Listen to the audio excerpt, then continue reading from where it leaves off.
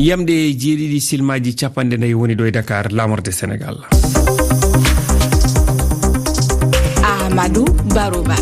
ɗum no selli tedduɓe heeɗiɓe refi fulfulde rogere men ɗimmere nde koɗo men hannde ko Souleymane Ba ardiɗo fedde daranide hakkeji neɗɗanke no wiye OGDH to Guinée. Omo arta e ɓe konunkoɓe e laawi omo arta e gonal ɓe konunkoɓe e laawi Conakry ɗo seppoji wonno e waɗude e ɗe balle feƴƴude to Guinée. Seppoji ɗi pelle politique et société civile noddi gam hollude mette mabɓe no laamu fadde woni e yarude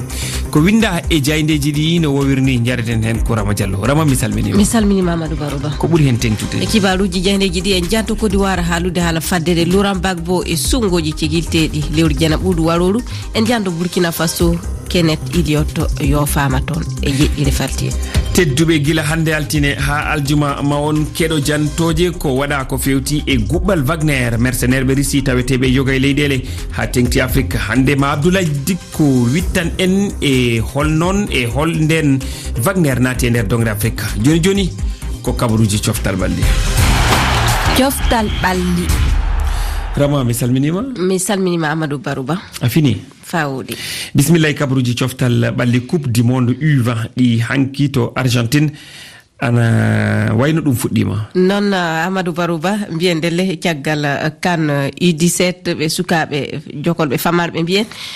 jonin ko coupe du monde U20 wonta e fiɗede to Argentine folotiro fuku ko ngel aduna yankoel ɓe kewta duuɓi nogay ana jokki to ndelle hanki kipu mo Nigeria foli kipu mo République Dominicaine loggi ɗiɗi e gotel e kawral gongal ngal ko kipu Sénégal kangal waasi yeso Japon hanki e loggol gotol keɗoɗen ɗo humpito Abdoulaye Diallo. Katinodiral gaɗanal maɓɓe e fijoɓe ballon ɓe Nigeria foli latoɓe ballon ɓe République Dominicaine ko fijanowo dominicaine adi wadde loggol caggal nde Edison Arzona naadi penaltire ka silmaji nogayi e tati kono fijanoɓe ballon ɓe Nigeria habbaki ko ɓooyi sabu e nder silmaji joyi caggal ngol loggol Guillermo Ronaldo do Peña naadi ka ɓoggi maɓɓe ka dawal ɗiɗaɓal ka silmaji capanɗe jeeɗiɗi fiju yeesojo mo Nigeria Samson Anderinan Lawal ɓeydi loggol immongol ɗum woni loggi ɗiɗi e gotol tirodiral ɗimmal ko hakkunde kippu Sénégal e kippu Japon kono fijanoɓe e Sénégal heɓuno caɗele seeɗa ka silmaji nogayi arani ka tinodiral hakkunde maɓɓe e ɓe Japon ko nonle e silmaji 14 capitaine jo kippu Japon Matsuki fiju yeesojo naadi loggol silmaji 10 caggal Samba Diallo capitaine jo mo Sénégal naadi loggol kono ñaawo yeesojo salingol loggol ka dawal ɗiɗaɓal fijowo ballon mo Sénégal iti ha ronki fi ittugol ngol loggol kono ɓe ronki ko hande équipe mo Gambie fijata équipe mo Honduras e yamde jeenayi kikiɗe non Abdoulaye fadde kawre tawdeteɗe Gambie Tunisie kañum ɓetodiran e Angleterre France et Corée du Sud garten e ɗo Afrique kalen haala coupe sukaɓe kewta e duuɓi 17 Sénégal watiri desewal ngal hikka caggal loggi ɗiɗi e goho dow Maroc aljumare faltine nde koreji séri Saliou Dia kamɓe woni heɓuɓe weltanede e leydi maɓɓe nde ɓe gaɗi golleji lobbi to Algérie hoorejo leydi Sénégal waɗaniɓe dokkal millionji 10 kalisi e CFA goto e maɓɓe fou caggal nde ɓe gaɗi e golle loɓe Amadou Barou a jaram no feewi Rama Diallo koɗo men hande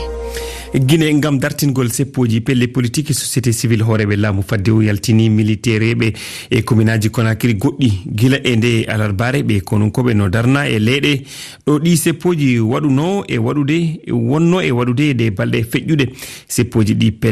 pelle e société civile noddi ngam hollude mette mabɓe no laamu fadde woni e yarude yaltingol militaire ɓe hoore laawi ngam haɓugol seppo no lundi sariya ko ɗum holli Souleymane Ba ardiɗo fedde daraninde hakkeji neɗɗanke no wiye OGDH ko kanko woni koɗo men hande himo jaabo namde Ibrahima Timbi Ba keɗoɗen modi Souleymane Ba mi salmini on minen kadi mi salmitike e yii e nder ndi leydi mon eɗe balɗe feƴƴude ɗo ardiɓe laamu faddew ɓe ɓami pellital ngal pellital ko yaltingol konunkoɓen ka laawi ngam haɗugol seppoji wonaɗi e waɗede onon ko honno jaɓɓorɗon walla ko honno yiruɗon ngal pellital e ngalon on fof on yii ko kibareji ɗin ko wi kon wondema ko l'armée ɓe yaltini on l'armée ko armée de terre on ko armée de mer on armée de l'air on béret rouge bata on kamɓe otoje men aalaje maɓɓe fof ɓe yalti ɓe dari ka laawi donc hay citoyen ɓe wonɓe ɓe jokkude haajuji mum ɓen no wawata hayda lumbude laawi ɗi ma tombugol laawi ɗi yaha ko ɗum fewndi alors que saria on normalement ko wii ko wondema si guere waɗi ko police on hani yaltude fi dandugol citoyen ɓe ɓen e jawle mum si feƴƴi ɗon tawi police on hunnanaali ɓe nodda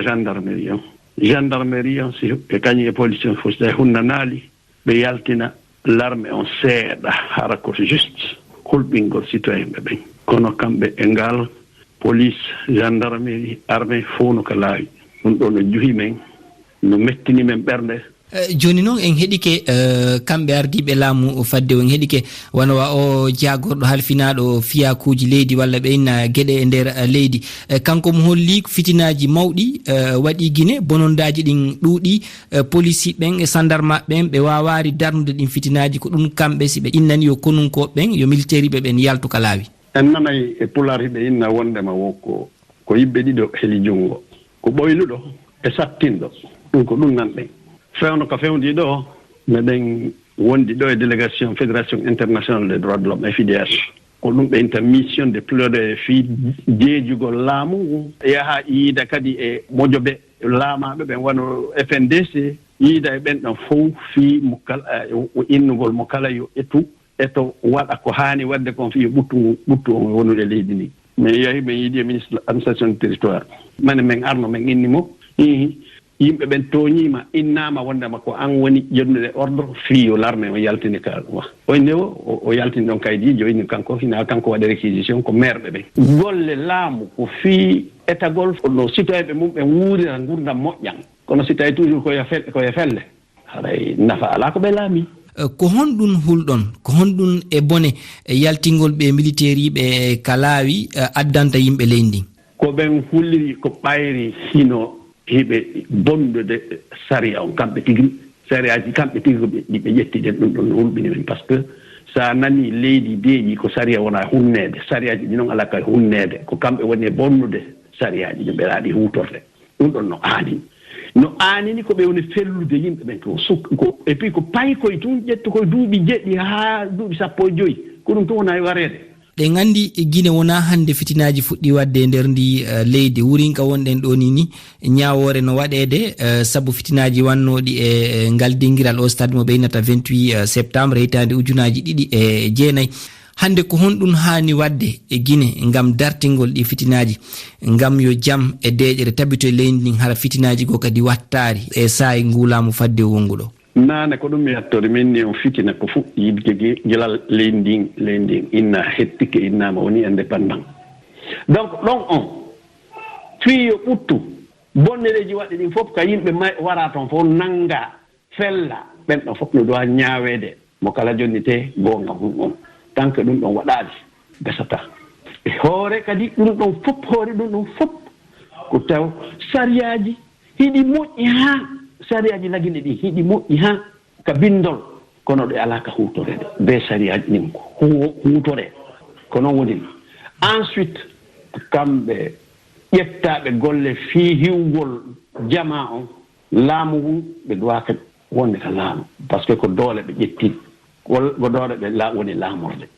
gonga ko potoɓe wiyata kon ils ont la gâchette facile donc kamɓe no pooɗodiri ɗon ko fanɗi o ale ɓe fellude ɓe jogii ala haana et puis laaɓondire e nder négociation ji ko wona wadde ko jooɗe nokku ngoto yewte yo laaɓondire mo kala wowla ko haani kon harana ono waɗiraali doole par ce que laamu ngun si ɓe jooɗike ɓe yewti goɗɗum ɓe haaldi ɓe fotti e hoore goɗɗum laamu ngun hunnata sengo mum ngo komi sifi ɗo ko fof si hunnama meɗe tañƴini wondema faamodete leydi ndi ɓurtu arta leydi ndi Modi Souleymane Ba mi jarni on sanne on jarama en jettimo Souleymane Ba ardiɗo fedde daraninde hakkeji neɗɗanke to Guinée ko winda e jayndeji Rama Diallo ko won e kabruji jayndeji hande e kibaruji jayndeji di Amadou Barou Bandien to Kodouara ton en Laurent Gbagbo faddama e sungoji mere ne conseil ko sigilte ɗiɗi lewru jena ɓuuɗu waroru fedde sey ɗon no halfinande daranade woteji humpiti ɗum ɗon ko ɗum wawi battinde Amadou Baroba jayndeji kewɗi garti e ko ɗum hase battinde le pays wi ko ɗum ɗo wawi battinde sey yimɓe miilo jam Kodouara kam yii na mbiyen fa hande du ko yi ko hewti ɗum ɗo no caggal wuteji tan ujunaje 10 yaadi tan ujunaje 11 ko saabi mayɓe barmuɓe iri tollaji nangule e duggugol yimɓe hewɓe Kodouara yi kasi ndu fitinaji caabiɗi mayɓe fonde capanɗe jeetato e jo e sungoji laamu hitande ujunaje 2020 kasi ndu sey iwarinaɓe jiitana koye muɓɓen hakkilo wiyata en jahne nden Laurent Gbagbo ana anda saria CPI lamni o laamu Kodouara kañum du jokkito ken yaafade o jon noon saria leydi ndi ana jogori laamiɗo kinɗo to helegol banki BCEAO wakkati dawro makko ko saabi o waasi dande makko to sungoji wonanɓe PPAC ɗon fedde politique nde Laurent Gbagbo sosi caggal nde yalti kasu CPI ana kuli ko ɗum hasi battinde kasi iɓe tuumi laamu Alassane Ouattara e muuyi haɗude Gbagbo wutude e toɓɓere wonde docteur Kenneth Elio hewti leydi mum non Kenneth Elliott kanko ƴuudi Australie ɓoyuɗo e gollude to soɓɓire leydi Burkina Faso hewtindimako makko alkamisa o hooti du to leydi makko jayndeji kewɗi ɗi ana kayto hono yofede makko wondi Amadou Baroba le façon.net warti e o kabaru caggal duuɓi jeɗɗi e fanden juuɗe Ansardi nde fedde Al-Qaïda Elliott safranoɗo to Djibo Jeyal Sum to Sahel Burkina Faso yofama o hooti du leydi makko Australie o safro nangidanoma e deeku mbiyen joom suudu makko Joseline fadde makko e accitede bal fadde on ɗo no deeki kono e accitede balɗe seeɗa caggal nde ɓe ciwɗidano kanko Elliott gollannoɗo e ndu suudu safridu to Djibo du gillama hitande 1992 o waali toon e jogede e caggal duuɓi jeɗɗi o hewti ndimaku makko le pays to Elliott jogano ɓe wonno ndokiɓe accitede makko joni fa hande ndu ko ɓe kokka fa ɓe accita on ɗon ɗum andaka ko anda tan woni caggal nyalaɗe seeɗa nde Elliott e deekum Joseline natuno e juuɗe Al-Qaïda Niger waɗino baka muɗum joom suudu makko heɓino yofede gila nden fa ɗo kanko do yofa hande taw ko Niger wi a kasin daraningal kalda le pays wi haala jomnaari haalaka hertorɓe yoga no kolla tan ɓolum accitay Elliott non taw ko hono ni en so joginoɓe safro o kokkay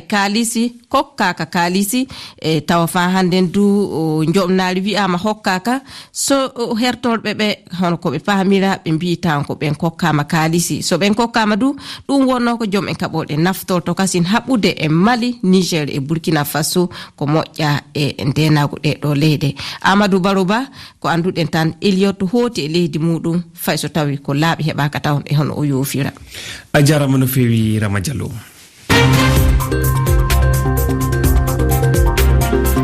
Amadou Baroba tedduɓe heeɗiɓe RFI fulfulde ko ɓuri tengtude kabaruji ɗi Mauritanie caggal caktugol jaltuɗi woteɗe landa laamu ngu chaf holliti wonde woteɗe moƴƴi guyka wawa wonde kono kawtal landaji lundiɗi ɗi ndiwti jaltuɗi ɗi ɓe ƴetti pellital yuɓɓinde moɓodiral mawgal alkamisa 25 joya ɓuuro gam salade hollude mette mabɓe fodde balɗe ɗiɗi ko adi juɓɓingol dawal ɗimmal ngal Soudan haare hakkude kono koɓe général Abdel Fattah al-Burhan kañum e jinganoɓe Mohamed Hamdan Daglo ana jokki ɗum caggal nde kawral heɓagal e suurorde hakkude mabɓe to Arabie Saoudite balɗe jaɓɓiɗe waɗi o bone ana ɓeyditi ɗallaji leydi ndi noddali fewde ɓe général ɓe ɗiɗo ana jokki gam darnude ɗe piyanɗe no yawiri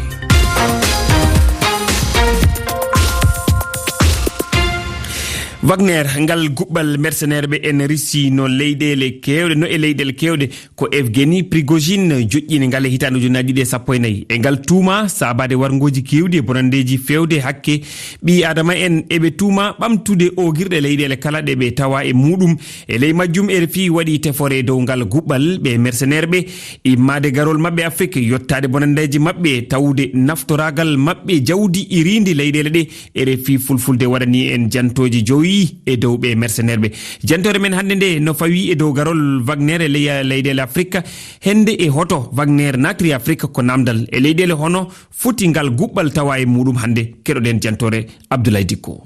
Wagner yo gollire sottore bawɗe mum nde hollete ko ne wawi joɓa nde waɗa ni wi goto e jogiɓe darde ley kono France Wagner est une société de mercenaires. Wagner yo gollirde mercenaire en ɗum woni gollirde gollanore hoore mum nde golle mum sembini e bangal wallude ndenago so leyɗe so gollirde goɗɗe kasin Wagner yo gollirde tewtore kaalisi sabude ko heewi e kaalisi mo Wagner heɓata immorto ko e ogirde na jawdi irindi leyɗe ɗe ɓe tawa e muɗum des ressources naturelles des pays dans lesquels elle est présente.